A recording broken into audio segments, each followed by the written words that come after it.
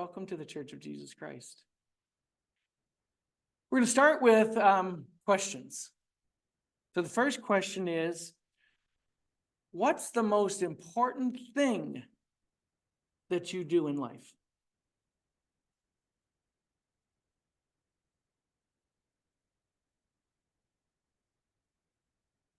What if I asked you, what's the most important thing you do in life every single day? Does your answer stay the same? I'm going to go a different direction. Consider this. I'm going to look down because I made a note or two on this one because I didn't want to miss any of these. Consider ordering food in a restaurant. Consider choosing what you want to read. Consider selecting what to watch. I would say on television, but we have little people staying in our house, and I don't know that they ever looked up on our big screen. Why look on that big screen when you can look on this tiny little device all hours of the day and watch whatever you want to watch all day? So when I say that, whatever you want to watch, it has a different, probably, definition for everyone. Consider buying something on Amazon. Consider posting something online. What do all these have in common? You know the answer.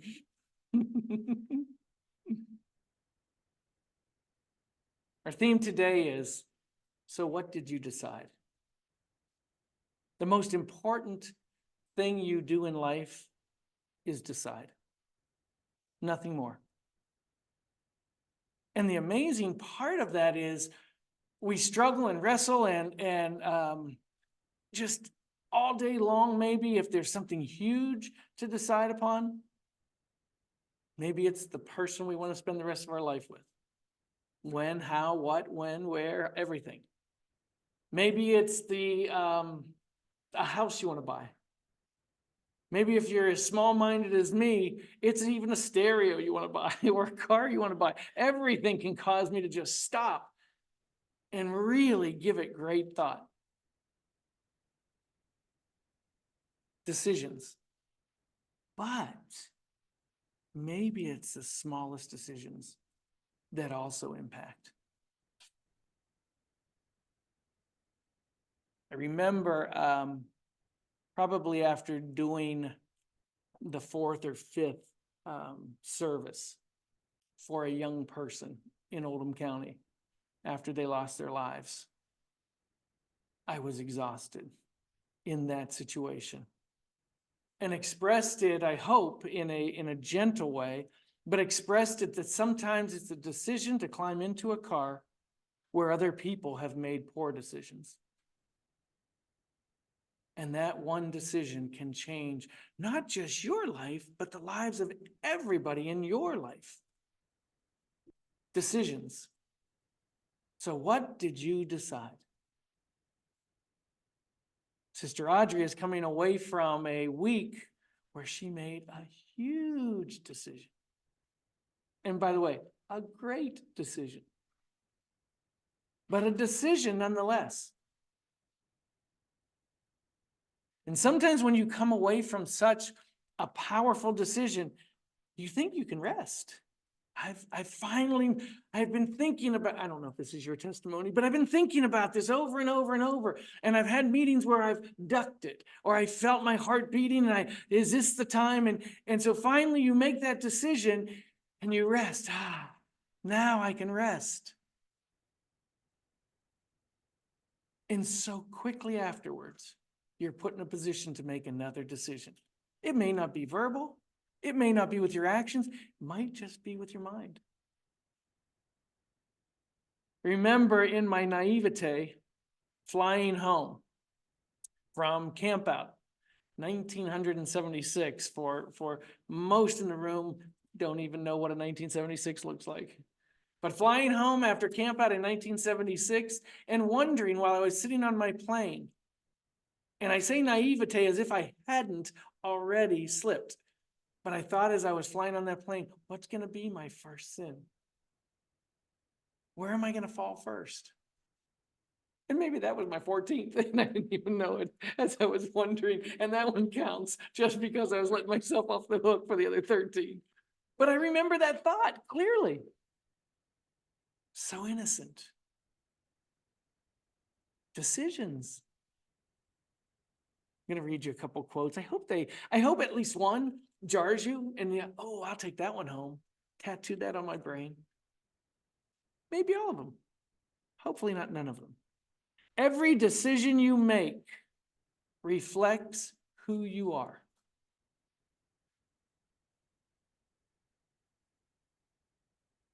This morning, Brother Mike said, hey, when did you put that on the computer, on the back of the computer? I have a sticker. Decision. Write a decision.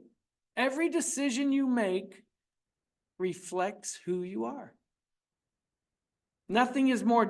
Number two, nothing is more difficult, more important, and more precious than having the freedom to decide. Sometimes we take that for granted because that's how we've grown up. And then we meet heroes in our lives who have provided that to us. I grew up in a house where my father served in the Army. He was a drill sergeant. He never went overseas, but all his babies did. And so he served to give me the freedom to decide. And I thank you for that, Mike. And anyone else who's served. I thank my parents for the freedom to decide, giving me clear choice. Number three, sometimes you make the right decision. Watch this. And sometimes you make the decision right. Life is determined by choices. The quality of your life is based on the quality of your decisions. You want to know how I know that for those who are older? Because I've seen pictures of you when you were younger. So I know the decisions you made that you're horrified about. I had that haircut. I wore that outfit. I wore those pants. I wore that shirt. Yes, decisions. And they define us.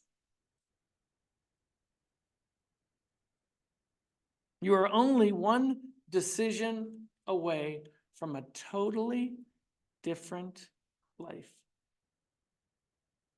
I look at you, Sister Audrey, especially in this moment, but I look at all of you.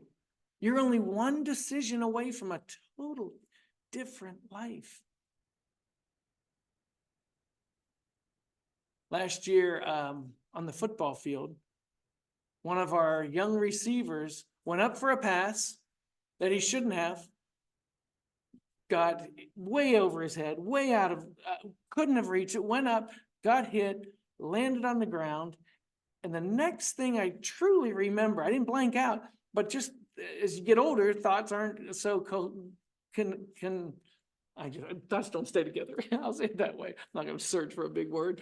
But the next thing I remember is I'm out on the field. Friday night, lights are on, and this kid is in great pain. And I'm down on the field, talking to him, holding on to him. Decisions. Life will never be the same again. That young man will always remember that. That young man will probably limp for the rest of his life. I'll say it that way.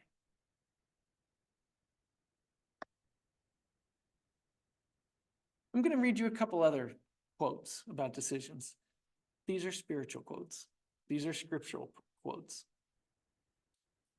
Counsel with the Lord in all thy doings, and he will direct thee for good.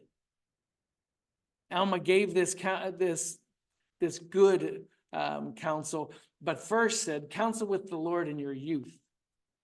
I removed that, but I remind the young people of that. But I removed that so that some of you who may not feel youthful don't miss this good counsel. So we're going to pick it up here. Counsel with the Lord in all thy doings, and he will direct thee for good. When thou liest down at night, lie down unto the Lord. I woke up probably a week ago and remembered I had fallen asleep without praying. I had not laid down with the Lord. And I immediately began to repent that morning. Lord, I'm so sorry. Let me just give you a hint. At this age, you need to pray before you go to sleep because you want to wake up. When they lie us down at night, he says. He goes on to say, and when thou risest in the morning, let your heart be full of thanks unto God. And if you do these things, you shall be lifted up on the last day. Before you go to bed, bring him into your world. When you wake up, introduce him into your day. Thank him for a good night's sleep. We are with 3 children living in our home right now, and it is glorious and exhausting all at the same time. I don't have definitely the same energy I had when our 3 were this age. But there is something beautiful about being one of the first faces that they see in the morning. And what Alma is saying, in Alma 37:37, by the way, what Alma is saying in this is he's telling you, bring the Lord with you in all that you do. Another way to say that is decisions. Trust in the Lord. This is Proverbs 3. Trust in the Lord with all thy heart and lean not unto thine own understanding. I'm always taken when I meet someone who is interviewing for a job or coming to an important part of their life, and I try to bring the Lord into the counsel with them, the conversation with them, and the Lord is not a part of their life, so it's foreign to them. And I understand that, but it hurts my heart nonetheless. Because we have this, trust in the Lord with all thy heart and lean not on thine own understanding. In all ways acknowledge him, and he shall direct your paths. Decisions. If any of you lack wisdom, let him ask of God, that giveth to all men liberally and upbraideth, meaning he doesn't scold you. He doesn't chastise you. That's what that means. Upbraideth not, and it shall be given to him. That's James 1:5. Joseph Smith knows that verse because it changed his life completely when he read that verse. And then there's a famous one. Choose you this day whom you will serve. And he goes on to reference where these people came from. So you understand this middle part of this Oreo cookie. So the first part of the Oreo cookie is choose you this day who you will serve. The middle part says this, whether the gods which your father served were on the other side of the flood, or the gods of the Amorites, whose land you dwelt. But as for me and my house, the other side of that Oreo cookie, as for me and my house, we will serve the Lord. Joshua 24. I'm going to read to you about a decision made. Okay? Sister Audrey, your first Sunday service coming back from camp out, you were told about decisions. You shall be responsible for decisions for the rest of your life. So we might as well get to it right now. And to the rest of us, welcome to this reminder course. And I'll tell you where we're going to go in just a second. But we're going to read about what may have been a quick decision. It feels like it in the writing, but I don't know. Sometimes the writing doesn't capture the mood. We know that. So we're left to infer from what we read. But I believe that the individuals involved didn't quite understand how powerful and impactful this decision was. And because of their love for one another in a very difficult time in their life, they were almost stumbling over each other, trying to give to the other person. Do you ever get caught up in a situation where both people are trying to be kind to each other, and someone finally says, stop, let's just make a decision and stop looking out for the other person? That's what this feels like to me. That's my interpretation. But first I want to tell you so that we understand a little bit about what we're about to read. A patriarch is a male figure. Okay, a point person to a family or a clan or a tribe or even a religious group. A patriarch. A matriarch is a female figurehead. talked to my big brother the other day, and I said, Dane, are you aware you are the patriarch of our family now? That's another way for me to say you're older than me. But it's also, he is the oldest in our clan at this point. He is the patriarch. There are three who are the patriarchs of pretty much anything you read in the Bible. Okay, it's a very, very broad stroke that I'm taking there, but I feel comfortable making that statement. There are other important people who come into play. David as a point. David is certainly and was the patriarch of his time. But I'm talking about the kind of the founders of everything we believe in. It's not God. He is the patriarch. But I mean here in the flesh. There were three: Abraham, Isaac, and Jacob. And you'll even hear that said together a lot. Abraham, Isaac, and Jacob. The God of Abraham, Isaac, and Jacob. You'll hear that over and over. One of those guys was Israel. He was given a different name at birth, but he became Israel.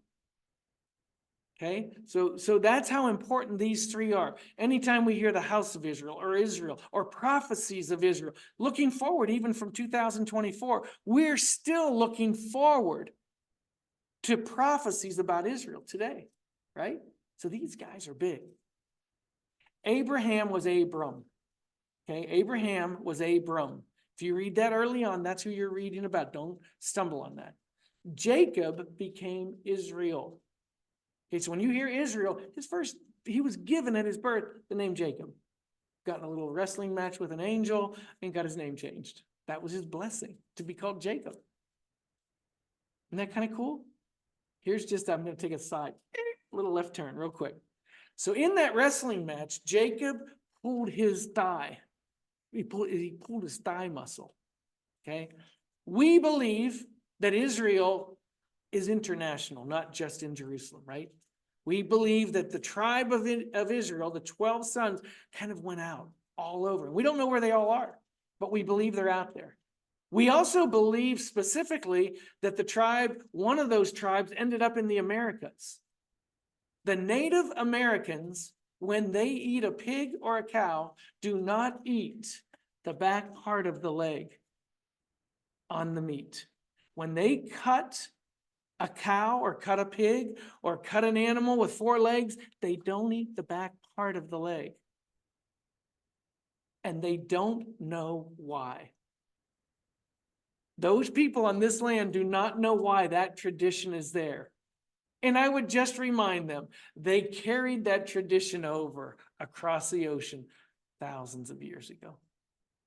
Okay, that's the Israel I'm telling you about. I want you to understand who Jacob is. Jacob, who wrestled the angel, became Israel. But for our story today, we're going to go back to the beginning.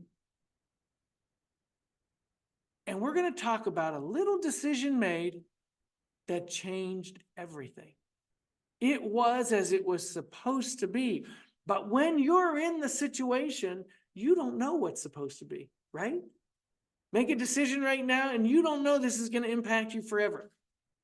Sister Dorothy Gantley, who probably nobody who will watch this video or be in our congregation today knows who she is. Sweet sister from Pennsylvania.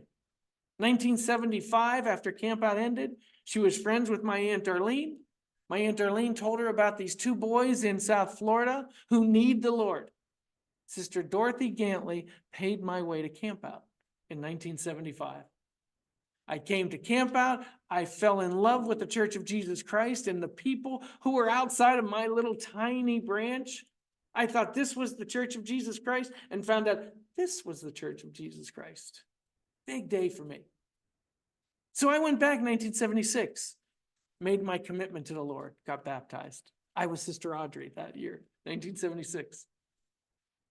1977, my life changed again. Decisions. Because Sister Dorothy paid my way in 1975. A sister wrote a check that paid my way to a campout. One decision she made changed the life of me and my family, and I hope generations after.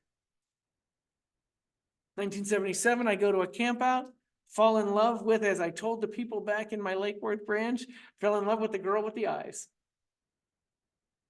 Today, that's Sister Candace. Today, that's Candace Obradovich.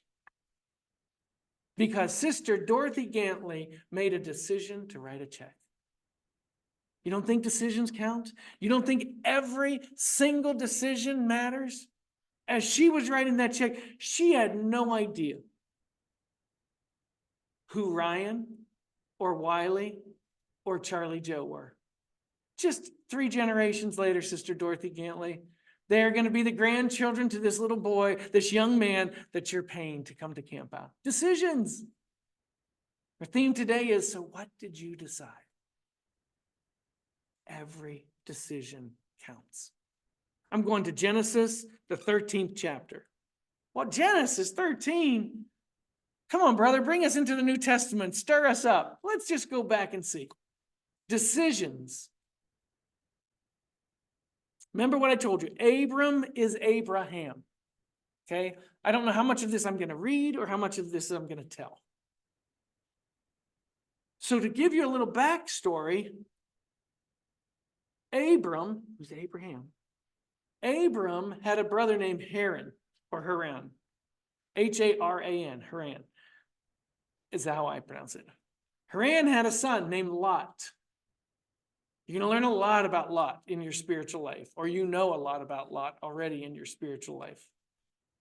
One of my favorite verses ever is remember Lot's wife. Don't look back is what that means. Don't look back.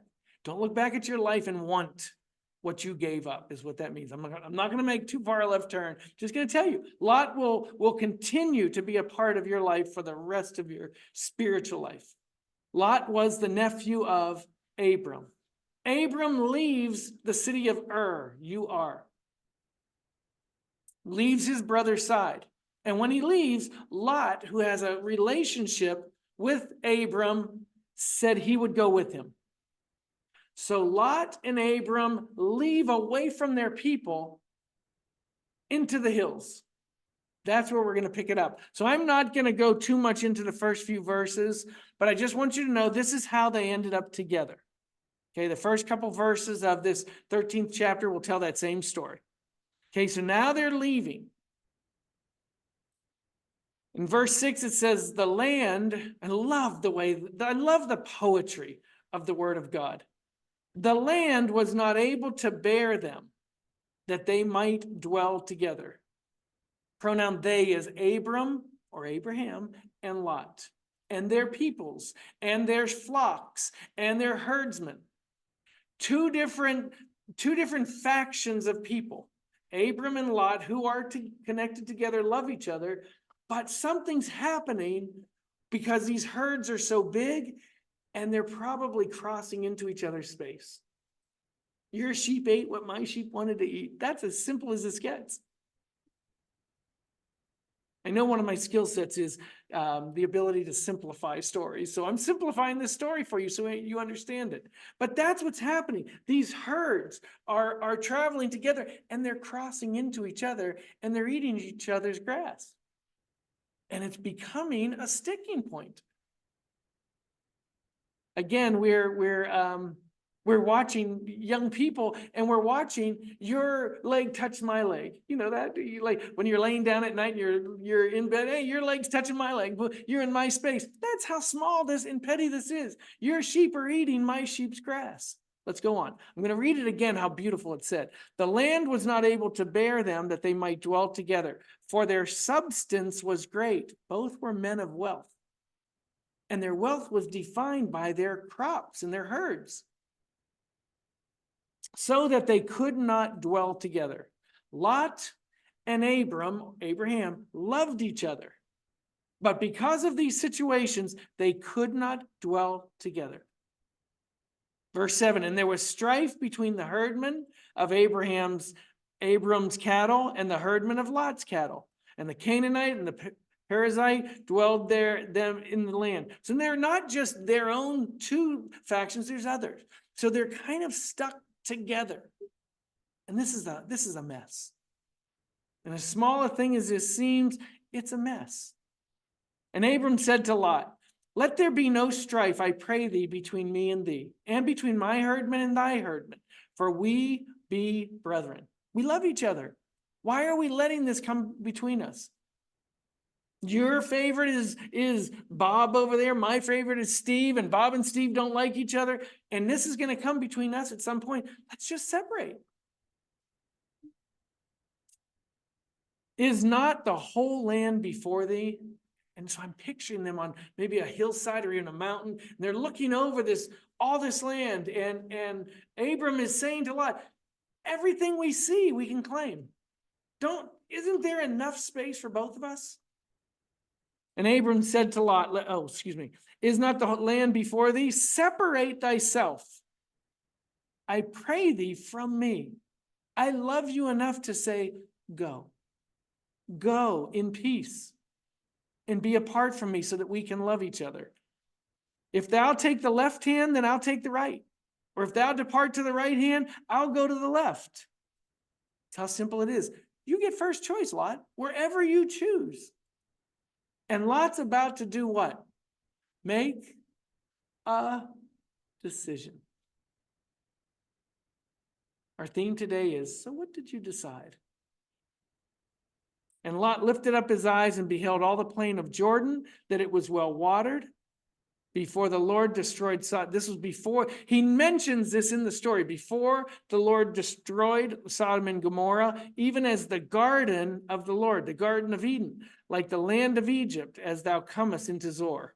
He's saying, the writer is saying, as Lot looked over this, it looked as luscious as the Garden of Eden. That was the better side. Jordan was the better side. And then Lot chose him all the plain of Jordan. And then Lot decided. He looks out. This is how I believe it was. This simple. He looks out. He sees the better part. Are you sure, uncle? I have first choice. Yes. It doesn't matter to me. Whichever you choose. Well, then of course I'm going to choose Jordan. I would just suggest to you that decision is still being battled upon today. How important was that decision? It's still a point of contention. Lot is gone. Abraham are gone. Their descendants are still battling over that decision in that moment. So what did you decide?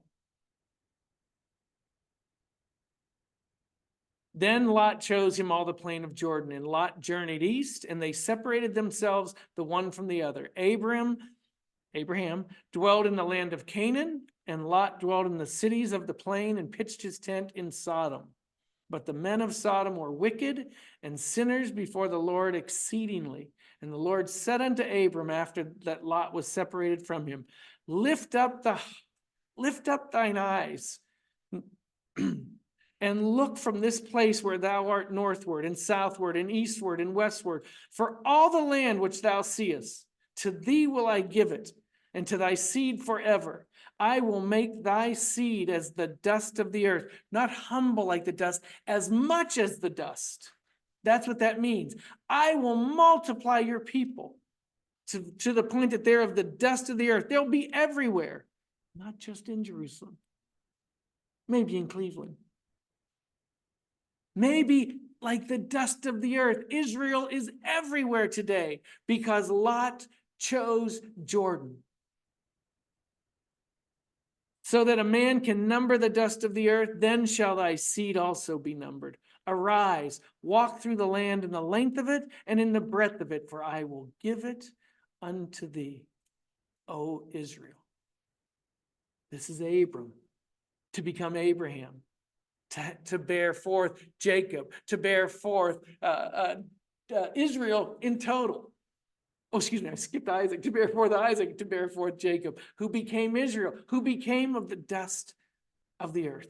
As many as you can see. Why? Because Lot chose Jordan. I tell you today, your decisions matter. Every decision counts. Take it seriously. What you turn on, what you watch, what you read, what you say, what you do. Every decision counts. So I want you to process through that. The next time you have an opportunity to decide, and by the way, you're deciding right now in your seats, you're making decisions. Do I trust this guy? Do I really believe this guy? Am I buying into this? Decisions, they begin immediately. Will this change my decision in 5 minutes? Will this change my decision for a job this week that I'm interviewing for? I don't know. I'm just telling you, I read to you what decisions do in your life. They define who you are. They define your life. I read you scripture that said counsel with the Lord. And I told you a story about a small decision made that impacted thousands and millions and still are impacting as a legacy to Lot, as a legacy to Abraham.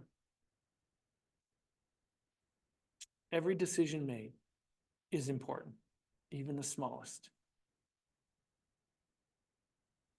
So today we go from this place differently. Today we are accountable differently for our decisions. Because someone told us today that every decision matters.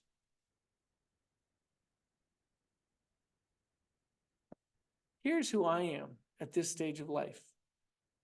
If I could go back to my high school years, I'd do this different. If I had a chance to decide again whether to play this sport or that, I'd do this. Whether I should have taken this job, and I get caught up in this swirl of, oh, if I only would have done this. And today's message for me says, stop. Those are decisions made. I would not be in this place, in this time, in this moment, in this mindset, had I made even one decision differently. So then I accept my bad decisions. I accept my good decisions. They all got me to this place. They all got you to this place. Now, going forward, let us all be a little differently accountable.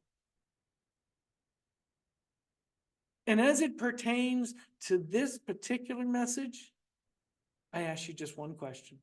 So, what did you decide? May the Lord bless each one of you.